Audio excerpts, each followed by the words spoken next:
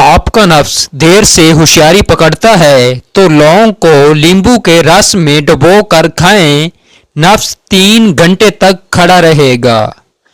सुबह सवेरे आपका नफ्स खड़ा नहीं होता तो आप समझ जाओ तुम कभी भी बच्चे पैदा नहीं कर सकोगे। औरत के पास जाते ही कतरे निकल जाते हैं तो काले अंगूर खाओ, कतरे आना बंद हो जाएंगे। मनी पतली पानी की तरह निकलती है तो भैंस के दूध में लहसुन का टुकड़ा घोल कर पी जाओ, आपकी मनी गाढ़ी हो जाएगी। औरत को माहवारी के वक्त तकलीफ ना हो तो समझ जाओ उसकी पहली औलाद बेटी होगी। औरत का मजा देर तक लेना चाहते हो तो जो कंदर के रस में खुश्क अनार दाना मिलाकर पी लिया करो। तुख्म मलंगा में बादाम पीस कर नफ्स पर लगाने से नफ्स बांस की तरह सीधा हो जाता है। जिस औरत की शर्मगाह से बदबू आती है ऐसी औरत जानी औरत होती है। हम बिस्तरी करने से पहले शहद जुबान के नीचे रख दिया करो, मनी शहद जैसी गाढ़ी निकलेगी। छोटे नफ्स पर मौसमी माल्टे का छिलका रगड़ने से नफ्स का साइज बढ़ना शुरू हो जाता है। नफ्स पर बर्फ रखने से नफ्स की रगें मजबूत हो जाती हैं।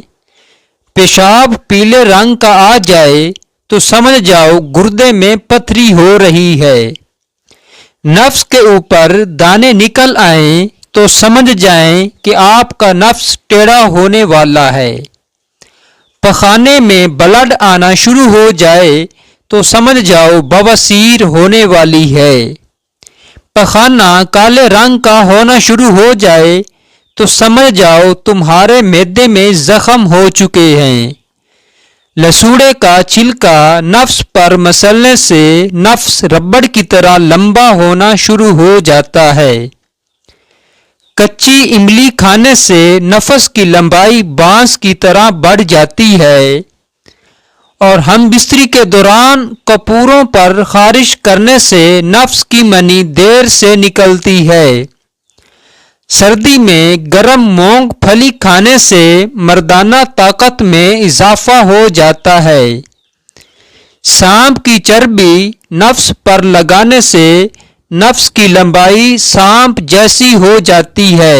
रात को जुराबे पहनकर सोने से दिमाग कमजोर होना शुरू हो जाता है। नारियल का तेल कपूरों पर लगाने से नफस फूल कर मोटा शुरू हो जाता है। 2 झटके मार कर फारिग हो जाते हैं तो गूंद कतीरा बकरी के दूध में डालकर पिए, औरत खुद कहेगी कि दूसरी शादी कर लो। जिस मर्द के कपूरों पर ज्यादा बाल हों ऐसे मर्द की टांगे सांड जैसी होती हैं। तो जी हाँ नाजरीन, ये थी हमारी आज की छोटी सी इंफॉर्मेशन वीडियो। अगर आपको हमारी वीडियो अच्छी लगे तो हमारे चैनल को सब्सक्राइब कर दें और वीडियो को लाइक कर दें और